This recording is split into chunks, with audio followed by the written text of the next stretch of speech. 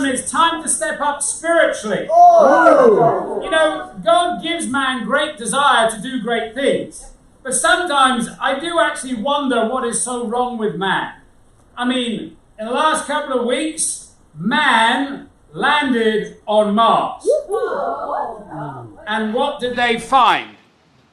Nothing. Do you know how much effort it would have taken to go to that next level and go to Mars? People spend their time growing and trying to do something great in incredible ways, and sometimes you look at it and go, let's just stand back a moment. I think that's stupid. So last night, my son and I were bonding, and thank you girls for taking Kerry out for her birthday. And there was this thing called extreme sports. I went, that sounds great. Set in England. In this village in Gloucestershire. And the extreme sport is chasing a cheese down a hill. Okay. And you actually knew that some of the participants were also from Japan. You've got to have some Japanese with the English doing some crazy things, right? You always know they're like the game show host, people. That's incredible. But here are these people, and they said, Usain Bolt is meant to be the fastest man on the planet. Because, okay. Well, actually, the cheese is like this big, okay? The course is 110 meters. And the guy that won it did it in 8.2 seconds. Okay. And he's standing at the top. It is 45 degrees and not smooth. And then, so they show you the race. The guy wins it, and then they show you, like, the build-up to it. And they go up there before and practicing how to jump off this cliff, basically. And you are expected to fall. And so he goes, when you fall, just so that you don't break your head, etc. When you fall, you roll out here, and then you bounce back up, and you roll back here, and you go, I was like, this is really cool. And then you step back and you go, are they all just idiots? And then there's a man's team, and then there's a women's team. Okay. This girl did it when she was 17 and won. She won it a second time.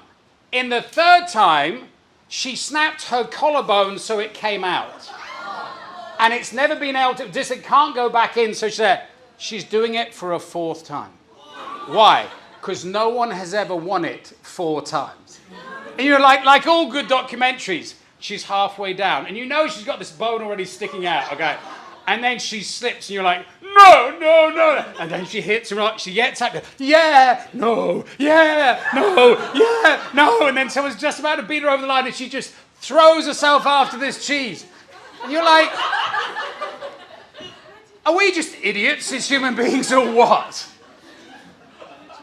Sometimes you feel like, okay, there are, time to step up. We're always trying to achieve. I looked at some other things like the first 4-minute mile, and you think that was such a big achievement. Now lots of people do it. Sometimes greatness is thrust upon us. When JFK died, the vice president, Lyndon Johnson, took over. Most people would have never really remembered him unless that was thrust upon him. And Shakespeare says, some are born great, some achieve greatness, and some have greatness thrust upon them. I think most of us in this room are like Obed. It came in the form of a little tap. It's just like, time to step up, buddy. I think sometimes we want God himself to appear to us. So it goes, somebody takes me and says, Joe, what's the difference between being chosen and being called? Or when there isn't one? He said, no, doctrinally I want to study this out with you. I said, there is nothing doctrinally to be. God wants everybody to become a Christian. He wants everybody to do great things. The only issue is whether you respond or not. And I think sometimes we're like, look, Paul had Jesus appear on his bed. I remember the first year I studied with someone in Sydney. Pete and I studied with this guy, and he said, Jesus literally appeared to me on the end of my bed. I said, so you're going to follow these scriptures? He went, no. Oh, okay, hold on a second. He genuinely was a mature man, businessman. He said, Jesus appeared to me on the end of my bed. I said, all right, so you're going to follow these? No, I feel like he told me to do this. So even if Jesus does appear to you, doesn't mean you're actually going to do it. You still have to choose to be chosen. Come on. Are you going to step up spiritually today? We're going to start in Exodus 17, verse 1. It says, the whole Israelite community set out from the desert of Sin, traveling from place to place as the Lord had commanded them. Now, I don't know about you, but if I was found in the desert of Sin, I would want to leave too. Okay. I'd go, okay, little hint here, guys, not a good place to be. Come follow me. Okay, but some of us, and it took me time to get out of my desert of sin. But here, basically, Israel had left Egypt. So I think some of us are in that place where we've left the bad place, but we're still in the desert of sin. You're out, but you're not all the way out to where you need to be. Come on. And so this is the time of Israel's journey from the darkness of living in slavery in Egypt and entering into the promised land. This bit represents our journey to become a Christian. So you sort of know that you need to come out, but you're not totally there. Israel's time in the promised land, many people think represents heaven. No, it doesn't. If you read it, you go, it wasn't that great. That's our struggle on earth. That's actually the time in the kingdom. That's why you go under good leaders, bad leaders, all sorts of stuff happens. You've got to survive the challenge of being in the church. When we become Christians, we learn for the first time to obey God. To obey God in whatever he tells us to do, in wherever we go. That is the first time, but it doesn't mean that's it. You haven't arrived, you've just begun. We're called to be led by his Spirit, just as the Israelites were. In Exodus 13:21 it says, by day the Lord went ahead of them in a pillar of cloud to guide them on their way, and by night in a pillar of fire to give them light, so that they could travel by day or night. Neither the pillar of the cloud by day nor the pillar of fire by night left its place in front of the people. God said that I will give you my Spirit. In the Old Testament, it was literally a pillar, go here, and when it gets dark, go here. We're given the Holy Spirit to follow, doesn't mean we actually follow it. I wonder how many people, how many little kids, you can imagine at night, right, like 8 little kids go out and go, let's have a look at the pillar of fire. Is mum and dad sleeping? Sort of. Should we go round it? Should we go up to it? What if we go the other way? That's like we are sometimes. We go, I know what the Spirit's calling me to do, but do I really have to do it? God's Spirit does not want to leave us. However, sometimes we want to leave God's Spirit. And that's what we have to be careful. So today we're going to talk about stepping up spiritually and what it takes. Well, point number 1, stop being so worldly. Or let me put it another way. Stop being so emotional. There's nothing wrong with emotions. But when we go, I feel equals truth, that is worldliness. That is worldliness. So in Exodus 17, verse 2, it says, they camped at Naphtali. There was no water for the people to drink. So they quarreled with Moses and said, give us water to drink. Moses replied, why do you quarrel with me? Why do you put the Lord to the test? But the people were thirsty for water, and they grumbled against Moses. They said, why did you bring us out of Egypt to make us and our children and livestock die of thirst? Then Moses cried out to the Lord, what am I to do with these people? They are almost ready to stone me. The Lord answered Moses, go out in front of the people, take with you some of the elders of Israel, and take your hand, the staff with which you struck the Nile, and go. I will stand before you by the rock of Horeb. Strike the rock, and water will come out of it for the people to drink. So Moses did this in the sight of the elders of Israel, and he called that place Massah and Meribah, because the Israelites quarreled and because they tested the Lord, saying, is the Lord among us or not? The Israelites faced what I think we would all agree is a legitimate challenge. Hey, we need some water to drink. First, though, what do? They go and take it out on their leader. Moses, we've got a problem. I cannot believe we've got a problem. And I can't believe that this problem is not only affecting me, it's affecting my wife, it's making her unhappy, it's making my kids unhappy. They started quarreling with her. Why did you do that? Why did you even come into my life, Moses? Why did you even... Look, we were in Egypt and we could have stayed there. It's amazing how quickly we forget how bad our old life is. Then they went around grumbling. You ever done that? You just go, well, that Jesse, you can't believe what he told me to come early for Bible talk and bring the food.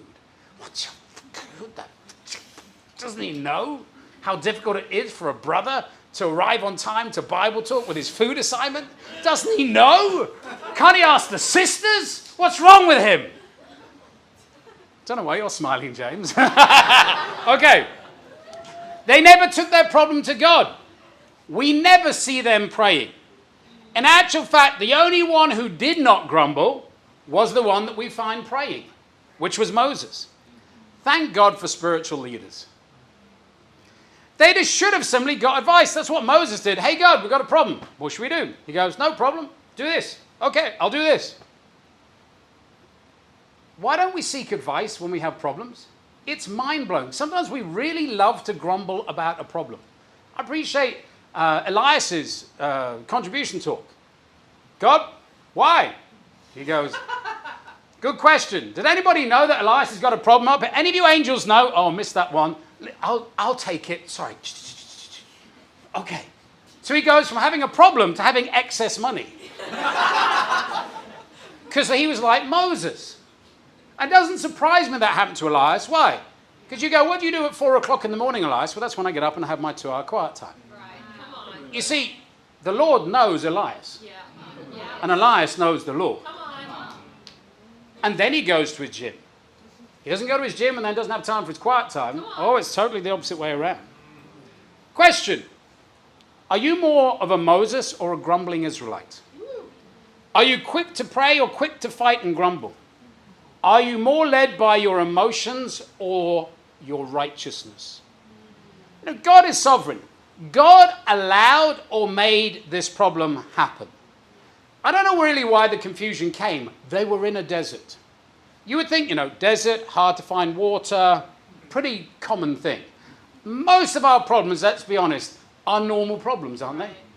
They're not, most of us don't face these dramatic, extraordinary problems, but once or twice in our life. Most of them are like, yeah, that's pretty common. Hardship is sent by God to test us. Yeah. God sent them into a desert to test them. God gives us leaders, you're not going to like this one, God gives us leaders to lead us into hardship. Hold on, Joe. Can you say that again?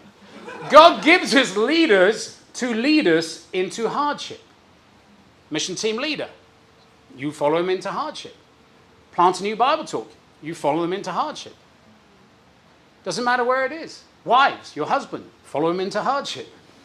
Husbands, follow your wives into hardship. Kids, everything is hardship to us that want this peaceful life.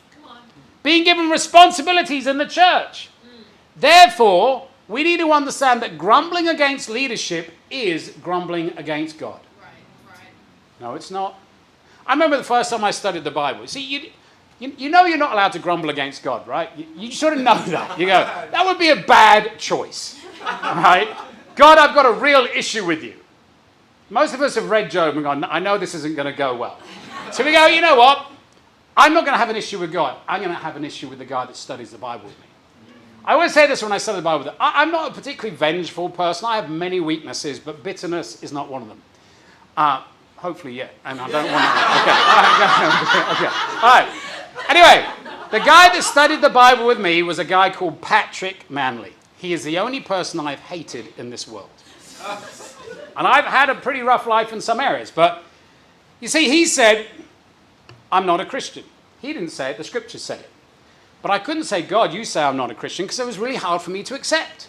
So I said, Patrick Manley told me I wasn't a Christian. I phoned up Mum and said, I've been studying the Bible with this guy, Patrick Manley, Mum, and he tells me I'm not a Christian. She's like, ooh. And he's told me you're not one too. Well, then he can't be right. This is what she said. Said, Joe, how long have you known me? Oh, my life, Mum, 23 years. How long have you known him? 2 weeks. Who are you going to trust? True. Oh, there's the emotional one right there. Right. See, but we want to blame somebody else. Hadn't you figured it out? Eve wanted to blame, Adam wanted to blame Eve. Eve blamed the serpent. And the serpent said, yeah, you're right. It was my fault. And you were stupid enough to follow me. See, so one thing Satan does, he owns himself. Right. He absolutely does. Yeah. So I'm angry, and if you want to follow me, then you're an idiot. He only says that after you followed him. They even ask, is the Lord amongst us? Isn't that like, God, do you even know I exist? Yes, he knows you exist. Believe me. Do you ever ask, is the Lord with me? Or is he even with my Bible talk? Or is he with my church? That's never the real question, though, is it? The real question is, are you with the Lord? Come on, Joel. That's always been the real question. The question is answered when challenging times come. There's this expression, a friend in need is a friend indeed. You only really know if somebody is a Christian if they come through the hard times. If they come through the hard times. Is it time to toughen up? I mean, it was really interesting that this cheese chasing competition. At the first day, honestly, they're standing at the top looking down. And you've got some nutters that are like, can't wait, just throw over, break my head. And literally people break their arms, break their collarbones, and they're like, I can't wait. 8 seconds of complete pain. That's meant to be us as Christians. That's meant to be us as Christians. I think about it. You've got to understand as a Christian that God will catch you. It's not going to be that bad. When I first learned to ski, I was working in the Alps in a hotel. I had no money. So I asked one of the waiters, can I borrow your skis? And I didn't have any money, and it cost quite a lot to learn. So I went, I've got a plan. I'll take enough money to go up the ski lift and no money to come down. And so the only way to come down is to point, I have never learned to ski before, is to point and just go, push me. And so this was my plan. And it's exactly what I did. I got up there, and literally you shboof, and it's not softy, it bam, bam, bam. Then I got this really other great idea. I went, if I aim for that person, I'll hit them, stop, it won't hurt me so much. So then I went boom, boom, boom. And eventually, 2.5 hours later, I got to the bottom. And on the way up were the other waiters. These were Austrians and everything, and they said, what are you doing? I said, well, I couldn't afford anything. And they were like, man, we could have helped you. We could have taken you up. I said, well, I've learned now, haven't I? Honestly, some of us are like that. We're independent. We go off, I want to go off, we're struggling with prayer. I'm going to go and figure it out on my own. And we just go and go, God, I'm going to pray to you. And then we stand there for an hour and go, that was a nice try. And we walk back. Well, we could have just asked somebody, hey, can you teach me to pray?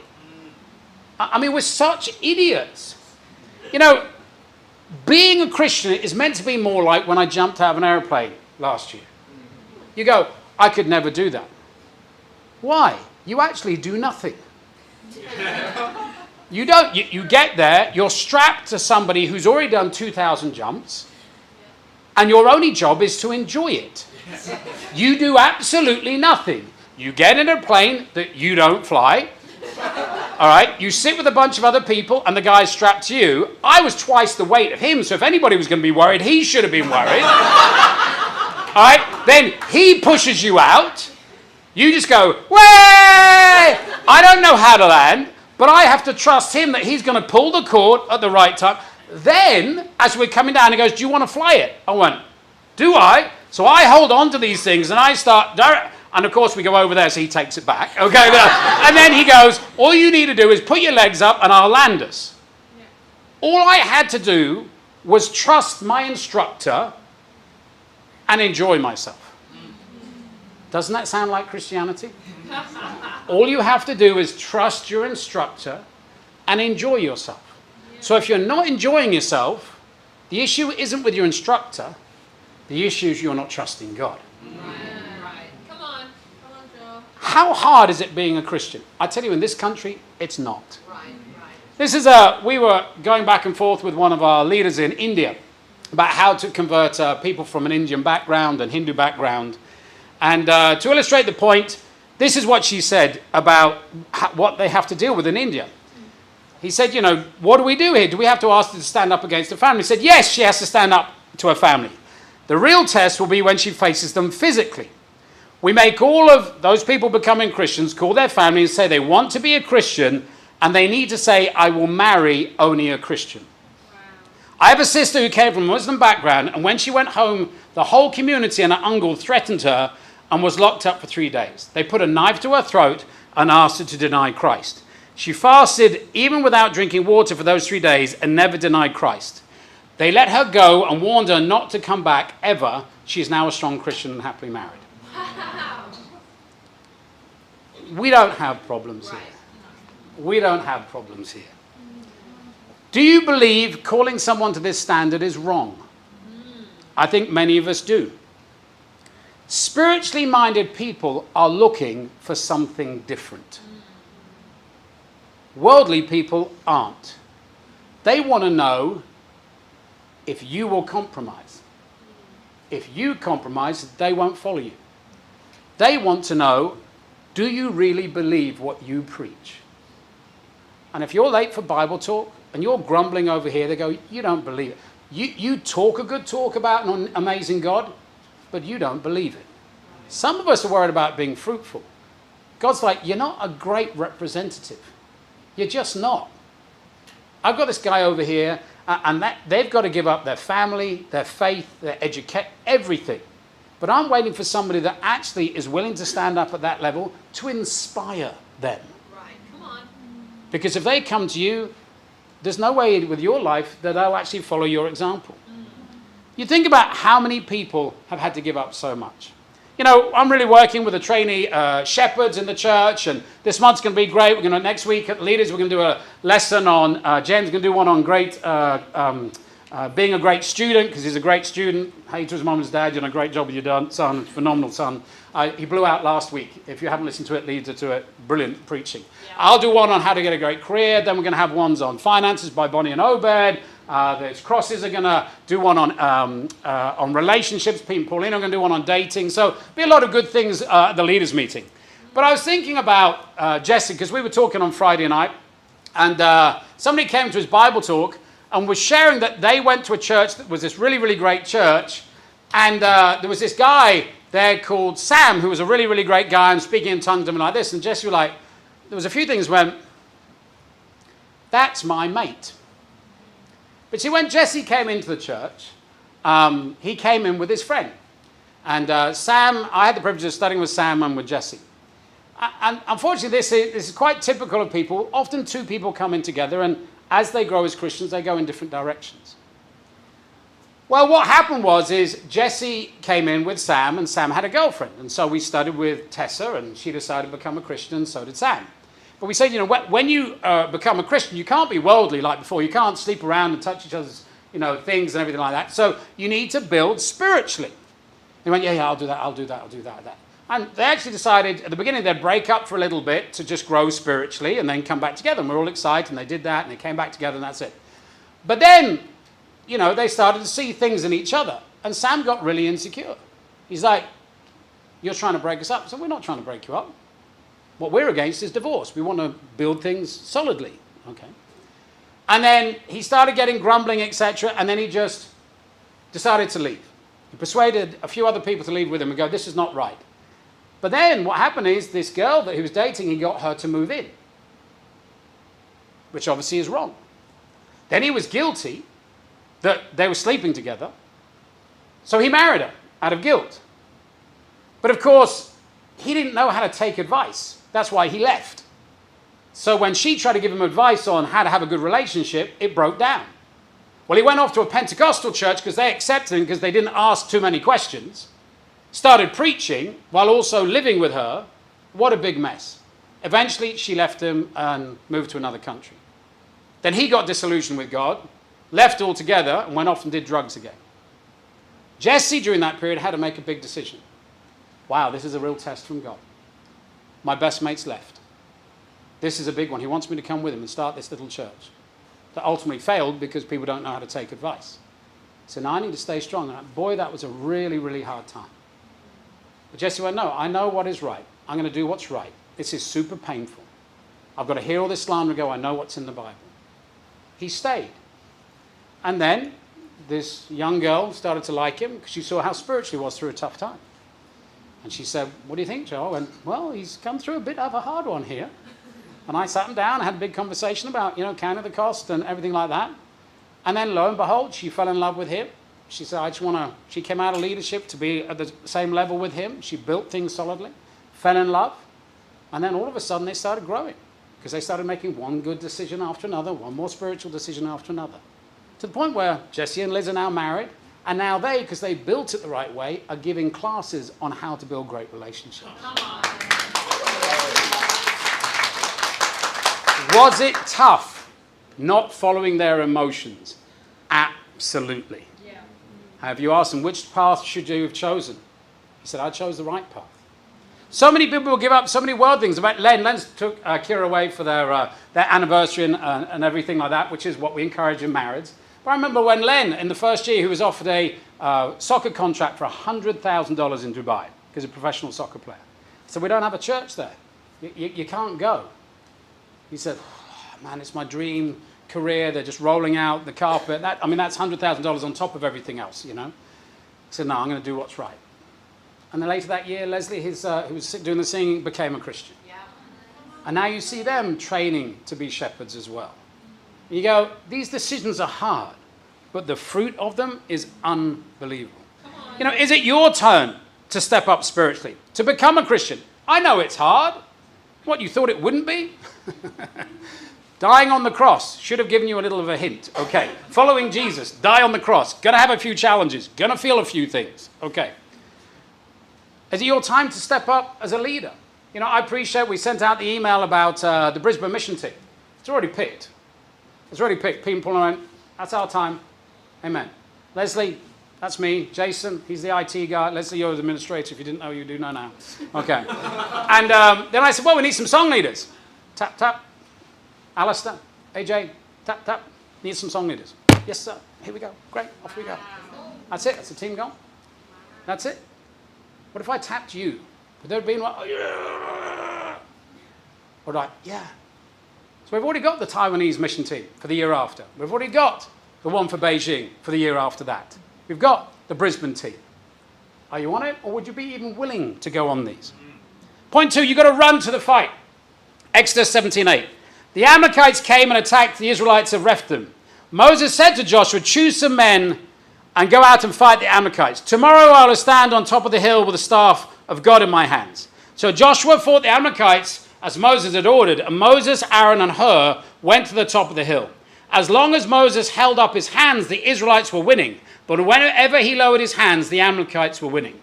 So in essence, because I've gone over on the first point, but here's the basic story. Moses has gone into the promised land. There is a massive battle. Now, we have to understand we cannot run away from the fight. Okay, being a Christian is hard. There is a spiritual war. We're against Satan. Things are going to get tough. In actual fact, life gets tough in all sort of situations. You have kids, they surprise you. Okay, I'm sure Paulina and Pete wanted to be here, but Eliana's sick and goes, okay, our life changes. As soon as you try and do something great with us, have a family, build a church, there's going to be opposition. But what we learn here is we see that Moses needed help. As a church leader, I need your help. I can't build a church on my own. Nor I can't do it just with Kerry. Everybody needs to step up. And so Moses is here and he's like, okay, I need somebody to hold up my arm. Well, why? In essence, as you study out the whole Old Testament, it's actually a symbol of surrender towards God. It's actually putting your arms up. It's going, God, I can't do this. I need your help. Even in the New Testament, it says, you know, pray to God with hands held in holy hands high. Why? It's going, God, help me. I need you. And so what it says is, as long as Moses knew that they couldn't win on their own and held his hands up, they would win. But as soon as he went, you know what, I know it's getting tough. Maybe I won't do it spiritually. I'll just do it on my own. He goes, no. So Moses, what? I'm weak. How can I lead when I'm weak? Get some mates to help me. Okay, Aaron. Now he represents the guy that was chosen by God to be the priest. But this other guy represents the person that chose to be chosen. So you have two types of people.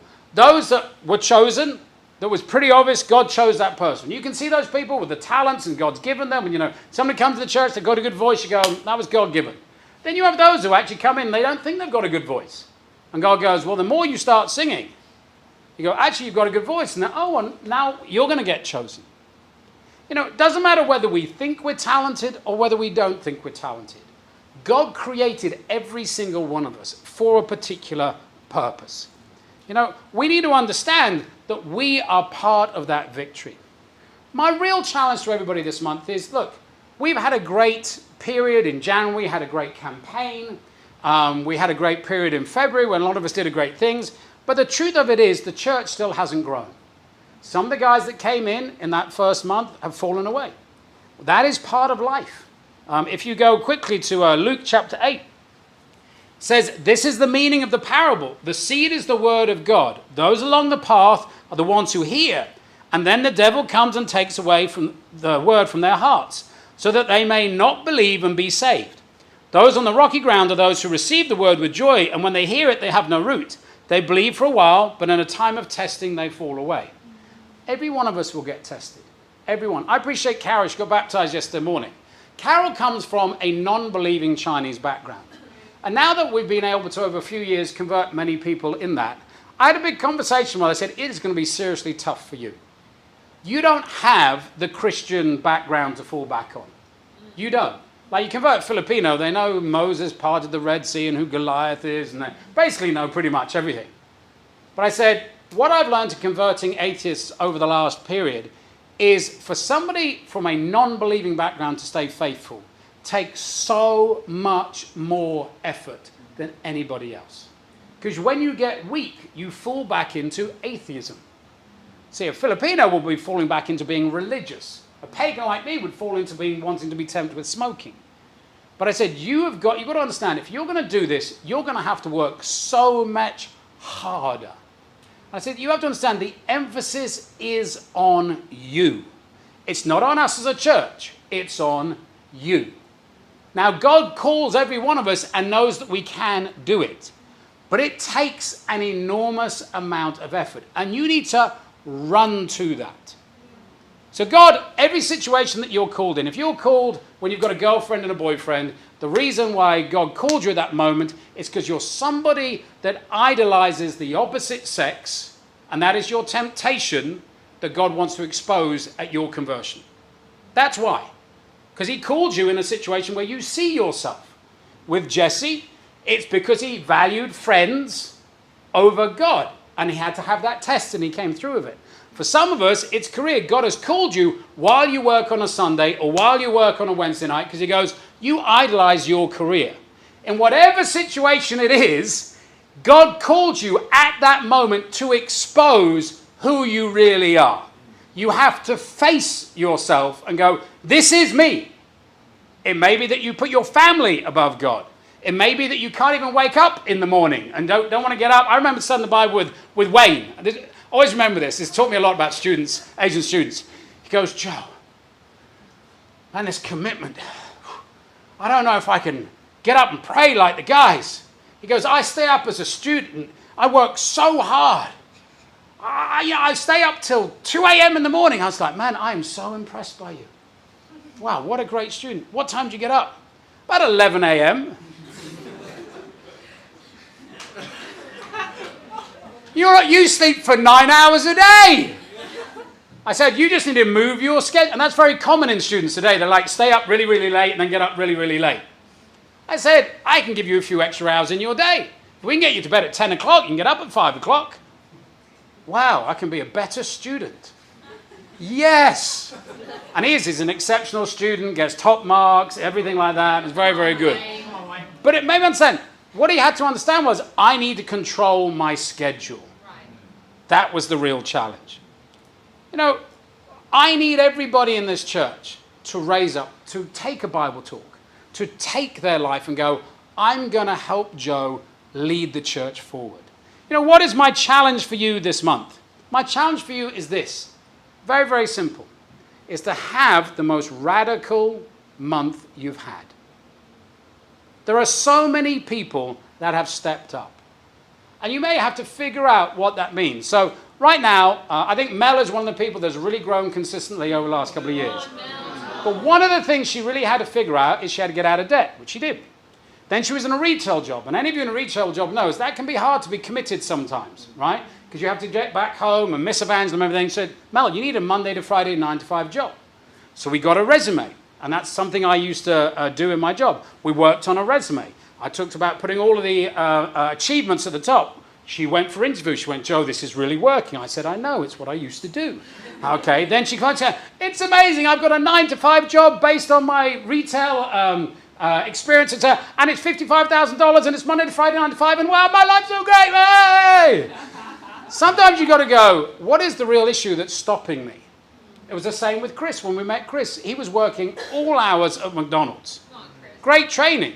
I think it worked out about $6 an hour by the time they actually do it. Okay. So we have to pull him out of that. Move him into a brother's house. Get him in a situation where we build his life. Now he's got a job. Yes, customer services. $55,000 Monday to Friday. You've got that's a big jump up that then allows him to have great quiet times in the morning, go out to evangelism, give special contribution, whatever it is. You've got to look at your life and go, what is stopping me being radical? Maybe it's a root heart issue like that. You go, you know what, if I change my job this month, wow, that would change everything. Maybe it's simple of, I'm going to ask somebody to be my prayer partner because my prayer life stinks. I'm just going to be honest. It stinks. Help me. Maybe it's my Bible study. Maybe I don't have great relationships. All the talks that are going to be done at leaders' meetings over the next month are based on, let's deal with some really, really root issues here. There are so many other people that have just stepped up over the last few times. I think about people that have now put their hands up for the mission team. I think I put out an email yesterday about future training for future evangelists and women's ministry leaders. And I've called it the few, future evangelists, women's ministry. These are people that are going to go and plant the churches. So I type in there, Alison and June. Woo! Come on. And I went up to June and say, are you scared? No, I'm excited. Okay, well, you expect that from June. How about you, Alison? Excited and scared. But then I was praying and praying and praying. And I thought, you know what? We've got so many of these islands to evangelize. And we've got Eric out there in Samoa. And I was really praying, God, what do you want to do with Eric? So I phoned up Eric and said, Eric, you've got all this great experience. I know you went out just as this missionary just for a year. Would you like to be in the ministry full time? Would you like to take one of those other islands?